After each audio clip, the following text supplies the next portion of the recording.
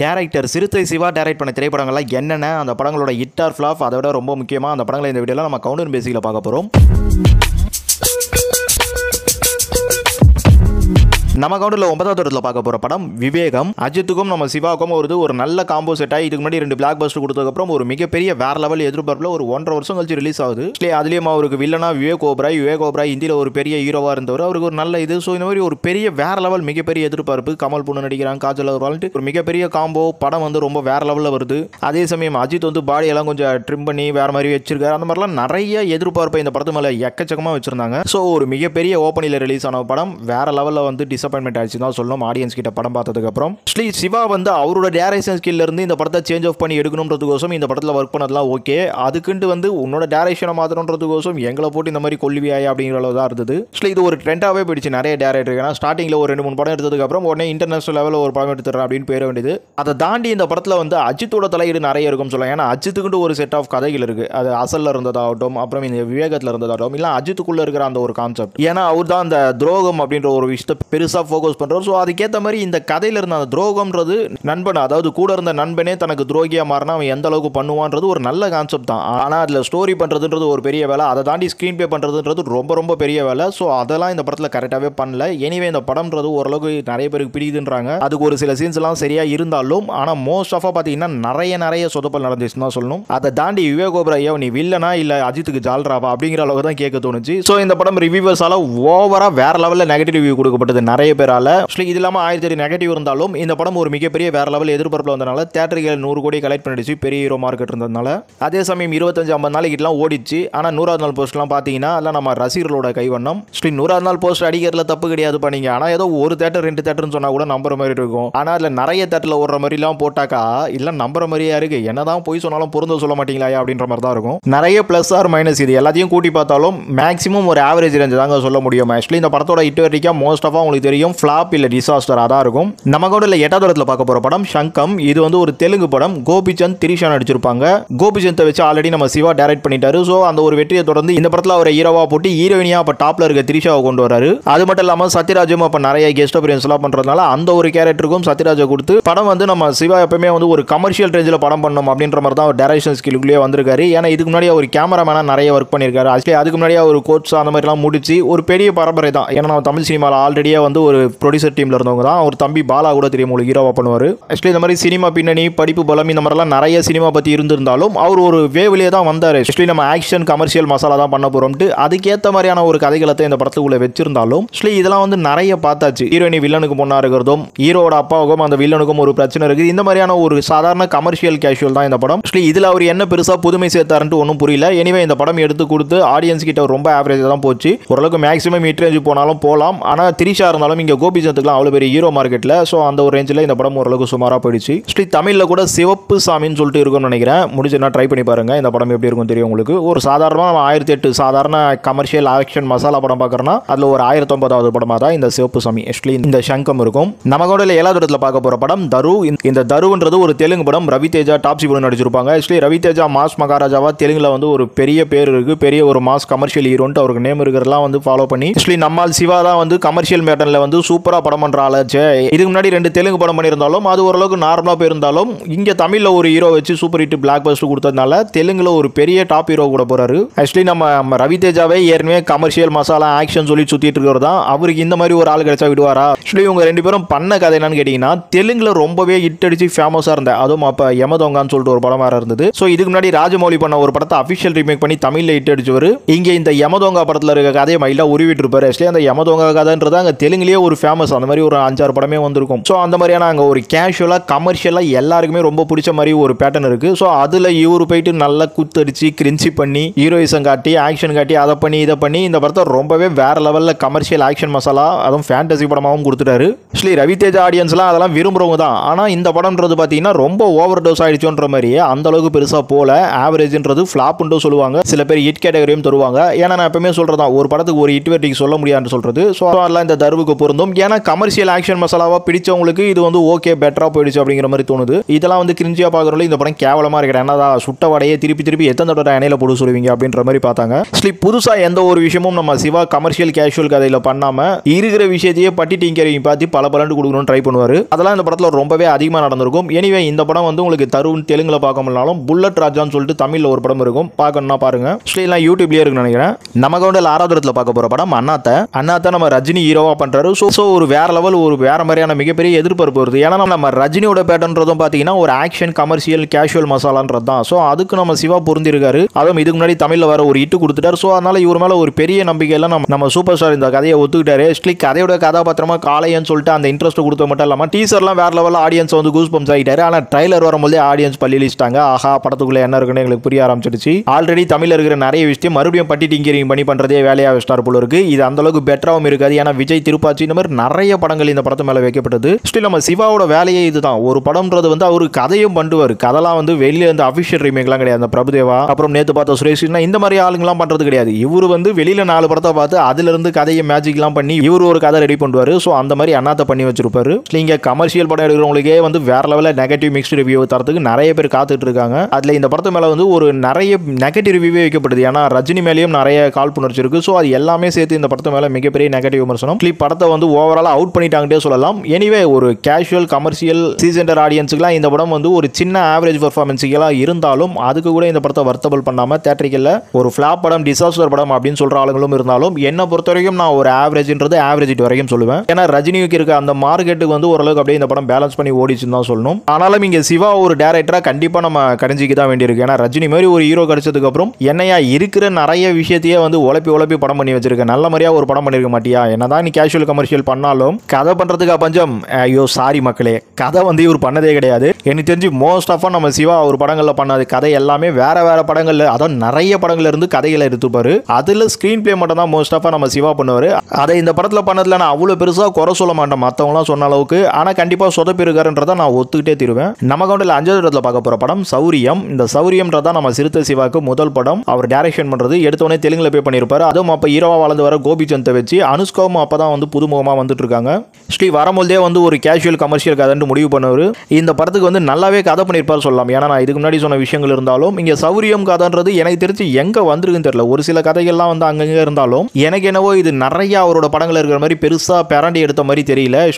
ஓனா அவர்கிட்ட இருந்து சில விஷயங்கள் வந்திருக்குமான்னு தெரியல. ஏன்னா இந்த படம் பார்த்திருப்பீங்க, நம்ம தமிழ்ல வெடிட்டு வந்ததுல அந்த படம் தான் சௌரியம். இல்ல வெடியில பார்த்திருப்பீங்க அந்த ஷாஜி ஷென்டே நம்ம விஷாலோட அந்த ஒரு விஷயம் விஜயகாந்த் ஷாஜி ஷென்டே வச்சு ஒரு படம் வந்திருக்கும். சுபாஷோ சுதேசி நினைக்கிறேன். அதுல இந்த மாதிரி தான் ஒரு கான்செப்ட் எடுத்திருப்பாங்க. நம்ம சிவாவே நிறைய படங்கள்ல இருந்து ஆட்டைய போடுறாரு. எனிவே ஃபர்ஸ்ட் படமா வரதுனால கொஞ்சம் மண்டையெல்லாம் குழப்பி இழப்பி இந்த மாதிரி ஒரு நல்ல கதை எடுத்துருப்பார் போல இருக்கு. எனிவே இது ரொம்ப ஓவராலா நல்ல கதைன்னு சொல்ல முடியாது. ஆனா மற்ற வேற லெவல் கமர்ஷியல் கதைகளுக்கு மத்தியில் இந்த படம் பரவாயில்ல. ஓரளவுக்கு கமர்ஷியல் காமெடி என்டர்டைன்மெண்ட் ஆக்ஷன் இந்த மாதிரிலாம் நிறைய விஷயங்கள் இருந்தாலும் கதை அம்சமாகவும் ஒத்துக்க வேண்டிய படம் சொல்லலாம். எனிவே இந்த படம் தெலுங்குல வரும்போது அங்க தெலுங்கு ஆடியன்ஸ்க்குலாம் இந்த மாதிரி படம் ரொம்பவே பிடிச்சு போகும். ஸோ ஒரு ஹிட்டுங்கிறது ஒரு சூப்பர் ஹிட் ரேஞ்சிலே இந்த படம் இருந்தது.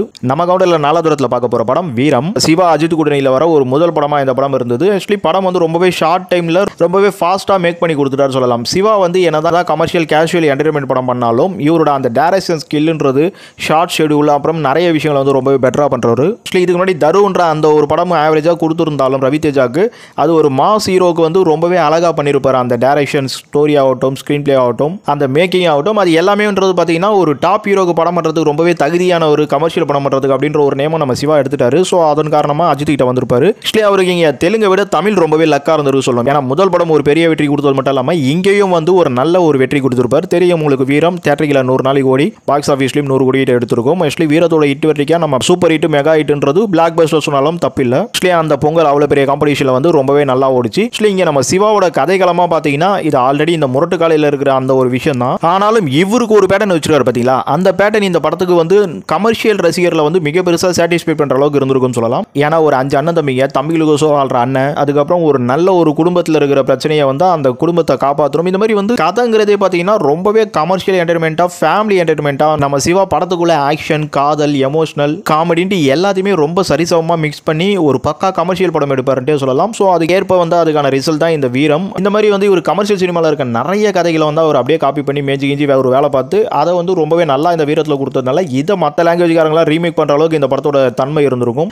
இந்த படம்ன்றது கண்டிப்பாக ஒரு கவுண்டர் மேலே போகிறதுக்கு 100% தகுதி உள்ள படம் தான். ஆனால் ஒரு சில காரணங்களெல்லாம் நம்ம இந்த கவுண்டர் பண்ணியிருக்கோம். நம்ம கவுண்டரில் 3வது இடத்துல பார்க்க போகிற படம் சிறுத்தை. சிறுத்தை தான் நம்ம சிறுத்தை சிவாவுக்கு தமிழில் முதல் படம். ஆக்சுவலி இதுக்கு முன்னாடி தெலுங்குல 2 படம் கொடுத்துட்டாரு. ஒன்று சௌரியம், இன்னொன்று சங்கம். அங்கே வந்து ஒரு சூப்பர் ஹிட் ரேஞ்சு ஹிட்டுங்கிறது ஒரு ஆவரேஜ் ஹிட் அந்த மாதிரி போயிட்டாரு. ஆனால் இங்கே தமிழில் வந்து அதுவும் கார்த்திக் அப்போ பிகினிங் டைம் தான். நம்ம கோபிச்சந்த் தெலுங்குல எப்படி இருந்தாரோ அந்த மாதிரி தான் அங்கே கார்த்தி வந்துட்டு இருக்காரு. ஸோ ஒரு பெரிய அவ்வளோ பெரிய டாப் ஸ்டார்ஸ்லாம் சொல்ல முடியாது. ஆனால் அவங்கள வச்சு இந்த படம் எடுத்து அதுவும் அந்த பொங்கல் ரிலீஸ் ஆகிட்டு அந்த பொங்கல்லேயே வந்து ஒரு மிகப்பெரிய வெற்றியாகி ஆக்சுவலி ஹிட்வெட்டிக்காக வந்து உங்களுக்கு சூப்பர் ஹிட் மெகா ஹிட்ன்றது இந்த படத்தையும் பிளாக் பஸ்டர் சொல்லலாம். ஆக்சுவலி இது வந்து விக்ரமர்கோடுன்னு சொல்லிட்டு தெலுங்குல ராஜமௌலி பண்ண டைரக்ஷன் படம் தான். இந்த படத்தை வந்து இங்கே ரொம்பவே அழகாக ரீமேக் பண்ணியிருப்பாரு. இங்கே வந்து நம்ம சிவாக்கு ஒரு வேலை மிச்சம் தான் சொல்லணும். ஏன்னா அஃபிஷியல் ரீமேக் பண்ண ஆரம்பிச்சிட்டாரு. ஆக்சுவலி கதையில் வந்து நிறைய படங்களை பார்த்து அதுலேருந்து சேகரிக்கணும், திரைக்கதையில் வந்து நிறைய மாடிஃபிகேஷன் பண்ணணும். இந்த மாதிரி வேலைகள்லாம் அவருக்கு குறைவாக இருந்ததுனால டைரக்ஷனில் இந்த படத்தில் ரொம்பவே அழகாக நிறைய கான்சன்ட்ரேஷன் பண்ணியிருப்பாரு. ஆக்சுவலி தமிழ் மக்களுக்கு எந்த மாதிரி வந்து வரணும் அப்படின்றத ரொம்ப அழகாக சூப்பராக பண்ணி இந்த படம் தியேட்டரில் வந்து ஆடியன்ஸை பெருசாக என்டர்டைன்மெண்ட் பண்ணியிருக்கும். ஓகே, போதும், நிறைய விஷயம் இருக்குது பேசுறதுக்கு. ஆனால் வீடியோ ரொம்ப பெருசாக போகுதுன்னு நினைக்கிறேன். ஆக்சுவலி நான் ஷார்ட்டாக தான் பண்ணணும்னு பார்க்குறேன். ஆனால் பேச ஆரம்பிச்சா நான் நிறைய போகுது. சரி, அடுத்த கவுண்டர் போய்டும். நம்ம கவுண்டரில் 2வது இடத்துல பார்க்க போகிற படம் வேதாளம். வேதாளம் நம்ம அஜித்துக்கு வீரம் முடிஞ்சு ஹிட் ஆனதுக்கு அப்புறமே 2வது படமே அஜித் உடைய சேர்றாரு. ஆக்சுவலி அவர் தெலுங்குல அந்த மாதிரி தான் முதல் படம் வந்து கோபிச்சந்த் கூட பண்ணிட்டு 2வது படம் பண்ணாரு. அதே மாதிரி இந்த படம் பண்றாரு. ஸோ இந்த படம் எப்படி இருக்கும்ன்ற ஒரு விஷயம் இருந்தாலும் ஆனால் இந்த படம் ரிலீஸ் ஆனதுக்கு அப்புறம் ஒரு வேற லெவல் சம பிளாக் பஸ்டர் ஆச்சுன்னு தான் சொல்லணும். அந்த தீபாவளிக்கு ஆக்சுவலி ஒரு ஹீரோ கூட 2வது தடவையாக கூட்டணி சேர்ந்து அந்த படம் ஒரு மிகப்பெரிய வெற்றியை கொடுத்துட்டாரு. அதுவும் முதல் படம் வீரமே பெரிய வெற்றி. ஸோ அந்த ஒரு வெற்றியை தாண்டி சாப்பிட்ற மாதிரி இந்த வேதாளம்ன்றது வந்து ஒரு நல்ல மிகப்பெரிய பிளாக் பஸ்டர்னே சொல்லலாம். ஆக்சுவலி கண்டிப்பாக இந்த இடத்துல நம்ம கதைக்களத்தை சொல்லி ஆகணும். ஏன்னா நம்ம சிவா வந்து என்னதான் ஒரு கமர்ஷியல் என்டர்டைன்மெண்ட் மசாலா படம் பண்ணாலும் வீரம்லேயே பார்த்தாச்சு நம்ம அவர் என்ன மாதிரி வந்து அழகா இருக்கிற விஷயங்களே வந்து ஆடியன்ஸுக்கு சூப்பராக கொடுக்குறாருன்னு சொல்லிட்டு. ஸோ அதில் வேதாளத்தில் இன்னும் ஒருபடி மேலே தான் போயிருப்பார் சொல்லணும். ஏன்னா ஒரு ஹீரோக்கு என்ன மாதிரி ஹீரோயிசம் தரணும், அவருக்கு அந்த படத்தில் என்ன மாதிரி கொள்கை வைக்கணும், அவருக்கு அந்த படத்தில் என்ன மாதிரி எமோஷன் கொடுக்கணும், எல்லாமே வேற லெவலில் வந்து கரெக்டாக வச்சிருப்பாரு. ஆக்சுவலி வீரம்ல அண்ணன் தம்பி பாசம் மூலமாக ஜெயிச்சவர் இங்கே அண்ணன் தங்கச்சி பாசம் மூலமாக ஜெயிச்சார் தான் சொல்லணும். ஆக்சுவலி இந்த வேதாளம் அண்ணன் தங்கச்சி பாசம் ஹிட் ஆனதுனால தான் அண்ணாத்த படத்துலேயும் அண்ணன் தங்கச்சி பாசத்துலேயே ஹிட் அடிக்கிறன்ற மாதிரி வந்து வேற லெவலில் மொக்க வாங்கியிருப்பாரு. ஆல்ரெடி அங்கே அண்ணத்தில் நிறைய தப்பு பண்ணிட்டு இருப்பாரு. ஆனால் இங்கே வேதாளத்தில் வந்து நல்லாவே பண்ணியிருப்பாரு சொல்லலாம் நிறைய விஷயங்களை. ஆக்சுவலி நம்ம ஆடியன்ஸ் ஒரு படத்தை ஹிட் அடிக்கிறாங்கன்னா சும்மாவா ஹிட் அடிப்பாங்க, அவங்க என்ன மாதிரிலாம் பார்க்குறாங்க. அதுவும் கமர்ஷியல் என்டர்டைன்மெண்ட் படம் நம்மளுது கண்டிப்பாக அதில் நிறைய விஷயங்கள் உள்ள வந்துருது. அதில் எந்த விஷயத்திலும் குறை இல்லாமல் ஆரம்பத்திலிருந்து முடிவு வரைக்கும் இந்த படத்தை ரொம்பவே அழகாக நம்ம ஸ்டோரி ஸ்க்ரீன் பிளே பண்ணி ஆடியன்ஸுக்கு ஒரு சம கமர்ஷியல் ட்ரீட்டாக அந்த வேதாளம் படம் வந்திருக்கும். ஸோ தியேட்டரில் 100 நாளைக்கு மேலே ஓடி 100ன்றது 150 கோடி பாக்ஸ் ஆஃபீஸ் வந்து ஒரு பிளாக் பஸ்டர் படம் அப்படின்னு நம்ம வேதாளத்தை சொல்லலாம். ஆக்சுவலி முடிச்சிட்டேன் கடந்து போயிடலான்னு பார்த்தா ஒரு விஷயம், ஏன்னா இந்த வேதாளத்தை பற்றி நான் நிறைய சொல்லிட்டேன். படம் கமர்ஷியலாக என்டர்டைன்மெண்ட்டாக ஆடியன்ஸை சாட்டிஸ்ஃபை பண்ணி பிளாக் பஸ்டர் ஆயிடுச்சு. ஸோ நெகட்டிவாக அதை சொல்ல தேவைன்னு பார்த்தேன். ஆனால் இங்கே நெகட்டிவாக சொல்ல வரல. பட் இந்த வேதாளம்ன்றதும் பார்த்தீங்கன்னா இந்த ஏன்ட்டு ஒரு படம் சரத்குமார் வந்திருக்கும். ஸோ அதிலிருந்து வந்த கான்செப்ட் மாதிரி தான் இருக்கும். ஆக்சுவலி இங்கே இதெல்லாம் ஹிட் அடிச்சதுனால தான் உங்களுக்கு அண்ணாத்தில் வந்து திருப்பாச்சியில் இருக்க கான்செப்ட் எடுத்துட்டு இருப்பார் போல இருக்கு. ஆக்சுவலி ஏன்றது ஒரு 100 நாள் நல்ல வெற்றினாலும் ஏஐ மக்களுக்கு பரிச்சயமான அளவுக்கு இல்லாமல் திருப்பாச்சி வேற லெவலில் பெரிய பரிச்சயம். ஸோ அண்ணாத்த ஃபிளாப்புக்கு அந்த ஒரு ரீசன் பெரிய காரணமாக இருந்திருக்கலாம். இங்கே என்னதான் ஏயிலிருந்து வேதாளம் வந்திருந்தாலும் வேதாளத்துக்கு நிறைய ஹைலைட் ஆஃப்ஸ் இருந்துட்டு இருக்கு. பட் அண்ணாத்தாக்கு வந்து உங்களுக்கு அந்த வில்லன் அது இதுன்னு சொல்லிட்டு ஏதோ தெலுங்கு படம் மாதிரி நிறைய விஷயங்கள் பண்ணிட்டாரு. ஆக்சுவலி நம்ம என்னதான் சிவாவை பற்றி பெருமையாக நிறைய விஷயங்கள் சொன்னாலும் கமர்ஷியல் டைரக்டரை பற்றிலாம் பெருமையாக பேச முடியாதுங்க. அப்படிங்கிறதுக்கு வந்து விதிவிலக்கு கிடையாது எந்த ஒரு கமர்ஷியல் டைரக்டரும். அதில் ரொம்பவே சில பேர் மட்டும் தான் சொற்பமாக தப்பி பொழைப்பாங்க, நிறைய பேர் நல்லா மாட்டி சிக்கி சின்னாபின்னமாவாங்க. ஸோ அந்த மாதிரி ரொம்பவே கேஷுவலாக நிறைய விஷயங்களை சேகரித்து மெச் பண்ணி அதில் நிறைய விஷயங்கள் மேஜிக்காக ஒர்க் அவுட் ஆகிட்டு இருக்கும். ஸோ அதில் ஒரு மேஜிக் தான் இந்த வேதாளம் சொல்லணும் நம்ம சிவாவோட டைரக்ஷனில். நமக்கு வந்து முதல் இடத்துல பார்க்க போகிற படம் விஸ்வாசம். விஸ்வாசம் நம்ம அஜித் கூட 4வது கூட்டணி. ஆக்சுவலி 3வது கூட்டணியில் அந்த விஎம் லக்கி நேம் அன்லக் ஆனதை இங்கே மறுபடியும் லக்கி ஆக்கிட்டாங்க. அஜித் திருப்பியும் சேர்றாங்களா, ஐயோ எங்களால் முடியலன்னு ஆடியன்ஸ்லாம் தெரிச்சு ஓட இருந்தவங்க. ஏன்னா ட்ரைலர் பார்க்கும்போது மைல்டாக இம்ப்ரெஸ் ஆனவங்க படம் பார்த்ததுக்கப்புறம் ஓகேடான்னு பெருமூச்சு. அதுவும் அஜித் ரசிகர்கள் மத்தியில் ரொம்பவே. ஆக்சுவலி சிவா திருப்பியும் அந்த வீரம் வேதாளம் அந்த வருஷன்ல இருந்து வந்துட்டார். அவர் லோக்கல் தாங்க செட் ஆகுது, இன்டர்நேஷனல் லெவலில் போய் விவேகத்தை சொதப்பிட்டாரு. இங்கே அஜித்துக்கு வந்து ஆடியன்ஸ் கிட்ட என்ன மாதிரியான ஒரு கதைக்களம் பண்ணணும்ன்றத ரொம்பவே அழகாக பிடிச்சிட்டாரு விஸ்வாசத்தில். இது ஆல்ரெடி தொலைசின்னு சொல்லிட்டு அங்கே தெலுங்குல வந்தது, அது தெரியும் எனக்கு. கமர்ஷியல் என்டர்டைன்மெண்ட் படம் எல்லாமே வந்து ஒரு லாங்குவேஜ் படத்தை அப்படியே காப்பி பண்ண மாதிரியோ இல்லை ஒரு ஹிட்டான படத்தை அப்படியே காப்பி பண்ண மாதிரியோ சில பட்டிட்டிங்கிறீங்களாம் பார்த்து தான் எடுப்பாங்க. அதில் இந்த படத்துக்கு பார்த்ததுன்றது பார்த்தீங்கன்னா நம்ம தமிழ் ஆடியன்ஸுக்கு ரொம்ப ஃப்ரெஷ்ஷாக தான் இருந்ததுன்னு சொல்லணும். சரி, தமிழில் இந்த மாதிரி ஒரு சில படங்கள்லாம் வந்திருந்தாலும் இது தமிழ் ஆடியன்ஸை வந்து ரொம்பவே கதைக்களமாக, அதுவும் அந்த அப்பா பொண்ணு சென்டிமெண்ட்ன்றது பார்த்தீங்கன்னா ரொம்ப பெருசாக கனெக்ட் பண்ணிட்டு தான் சொல்லணும். ஏன்னா அந்த அப்பா பொண்ணு பாசங்கிறது இப்போ ரொம்பவே ஃபேமஸ் ஆகிட்டு வருது. தங்க மீன்கள் அது இதுன்னு சொல்லி நிறைய படம் சொல்லலாம். ஸோ அதுக்கெல்லாம் ஒரு அல்டிமேட்டட் படமாக விஸ்வாசம் அமைஞ்சு போச்சுன்றதுக்கு மாற்று கருத்து இல்லை. ஆக்சுவலி நம்ம சிவா வந்து எப்பயுமே அவரோட படத்துக்குள்ளலாம் ஒரு ஃபேமிலி கனெக்ஷன் வச்சிருப்பாரு. அதுவும் அஜித் கூட 4 படம் பண்ணாரு. அதில் எல்லா படத்துலையும் ஒரு கனெக்ஷன் இருக்கும். இல்லை 3 படத்துக்கு நான் சொல்லிட்டேன். விவேகம் படத்தில் பார்த்தீங்கன்னா பொண்டாட்டிக்கும் புருஷனுக்கும் இருக்கிற அந்த ஒரு கனெக்டிங் கொடுத்துருப்பாரு. எனிவே விஸ்வாசம் வந்து என்னதான் ஒரு commercial comedy entertainment action masala படமாக இருந்தாலும் ஆடியன்ஸை பெருசாக கவர் பண்ணுறதுக்கான அத்தனை அம்சமும் இந்த படத்துக்குள்ள இருந்ததுன்றதை மறுக்க முடியாது. ஸோ தியேட்டரிக்கலாக விஸ்வாசம் 100 நாளைக்கிட்ட ஓடி 200 கோடி கிட்ட பாக்ஸ் ஆஃபீஸும் எடுத்து ஒரு பிளாக் பஸ்டர்ன்றது மெகா பிளாக் பஸ்டே ஆச்சுன்னு சொல்லலாம். அதே சமயம் நம்ம தமிழ் சினிமாவில் ஒரு ஃபேமிலி கமர்ஷியல் என்டர்டைன்மெண்ட் அப்படின்னு சொல்லிட்டு இப்போ லேட்டஸ்ட் படங்களாக பார்க்கும்பொழுது கண்டிப்பாக அதில் விஸ்வாசம் ரொம்பவே டாப் கிரேட் வருது. சரி, ஓகே ஃப்ரெண்ட்ஸ், இது வரைக்கும் நம்ம ஒரு 9 படங்களை பார்த்துட்டோம். நம்ம சிறுத்தை சிவா டைரக்ட் பண்ண படங்கள், அவரோட ஸ்டோரி, ஸ்க்ரீன் பிளே, அவரோட கமர்ஷியல் ஆக்ஷன் மசாலா, இன்னும் நிறைய விஷயங்கள் கலந்து இதில் கடைசியாக இப்போ லேட்டஸ்ட்டாக கங்குவான்ட்டு ஒரு படம் ரிலீஸ் ஆக போது ரொம்பவே ஒரு பெரிய அப்டேட்டில் எல்லாருமே உட்காந்துட்டு இருக்கோம். ஏன்னா அண்ணாத்தாக்கு அப்புறம் ஒரு 3 வருஷம் கேப் வந்துருச்சு. சூர்யாவுக்கும் நிறைய படங்கள் வரதில்லை இப்போ லேட்டஸ்ட்டாக. ஆனால் நிறைய படங்கள் அவர் புக் ஆகிட்டு இருக்கு. அதில் ரொம்பவே இம்பார்ட்டண்டாக எதிர்பார்க்குற படமாக இந்த கங்குவா இருக்குது. ஏன்னா ஒரு மிகப்பெரிய வேற லெவல் பட்ஜெட்டில் இந்த படம் உருவாகுது. அதே சமயம் சூர்யாவுக்கு இருக்கிற அந்த ஒரு வித்தியாசமான கேட்டம் அவர் மேலே நிறைய கியூரியாசிட்டிஸ் இருக்கு. இங்கே சூர்யா கூட முதல் தடவை கூட்டணி சேர்றாரு. ஸோ இது மேலே ஒரு பெரிய எதிர்பார்ப்பும் நெகட்டிவேஷனும் கண்டிப்பாக சிவா சூர்யா கூட்டணி மேலே இருக்க தான் செய்யுது. ஏன்னா ரஜினி வச்சு சொதப்பிட்டாரு, இங்கே சூர்யா வச்சு என்ன பண்ண போறாரு. ஆக்சுவலி எனக்கு கூட ஸ்டார்டிங்கில் அந்த பேர் ட்ரைலர் இதெல்லாம் வரும்போது கொஞ்சம் நல்லா இருந்தாலும் ஏதோ இந்த லோக்கல் கேரக்டரும் வருதுன்ற மாதிரி இருக்கு. ஸோ 7ஆம் அறிவு மாதிரி ஏதாச்சும் பண்ணுவாங்களா இல்லை என்ன மாதிரி வரும்ன்ற விஷயம் எனக்கு சரியா தெரியல. ஏன்னா இன்னும் டீசர் ட்ரைலர்லாம் நம்ம பார்க்கல.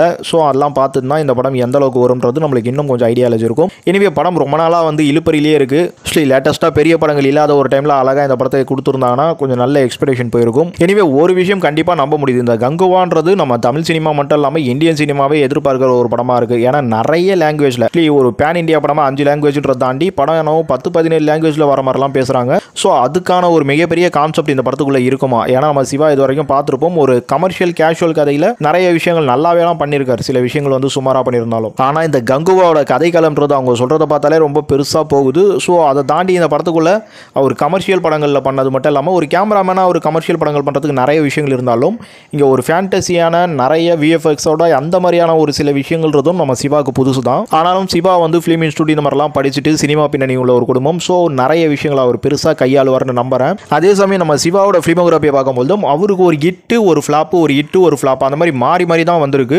ஸோ இங்கே அண்ணாத்த ஃப்ளாப்புக்கு அப்புறம் இந்த கங்குவா கண்டிப்பாக ஒரு மிகப்பெரிய வெற்றி ஆகும்ன்ற நம்பிக்கையோட நம்ம இருப்போம். ஏன்னா இங்கே சூர்யாவுக்கும் வந்து தேட்டரிக்கல் சிங்கம் 2க்கு அப்புறம் ஹிட் இல்லைனாலும் ஆக்சுவலி உங்களுக்கு சூரரை போட்டு ஜெய்மீப்லாம் ஓடிடியில் தான் வந்தது. தேட்டரிக்கல் ஹிட் வரல. தேட்டரிக்கலில் சூர்யா ஆடியன்ஸ் புல் பண்ணுற அளவுக்கு படம் இன்னும் கொண்டு வரல.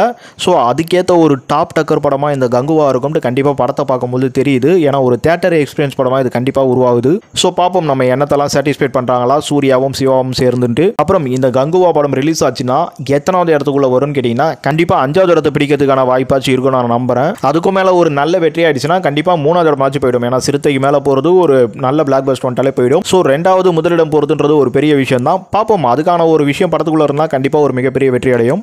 எங்களுக்கும் தமிழ் சினிமாவில் ஒரு மிகப்பெரிய டாப் டக்கர் படமாக வந்து இந்தியாவே திரும்பி பார்க்குற ஒரு படம் கொடுக்கணும்னு ஆசையாக இருக்குது. நம்ம டேரக்டருக்கு இதை யாரா பண்ணுவீங்கன்னு காத்துக்கிட்டு தான் இருக்கும். ஸோ நம்ம சிவாவாச்சு அதை நிறைவேற்றுவாரான்னு பார்ப்போமே.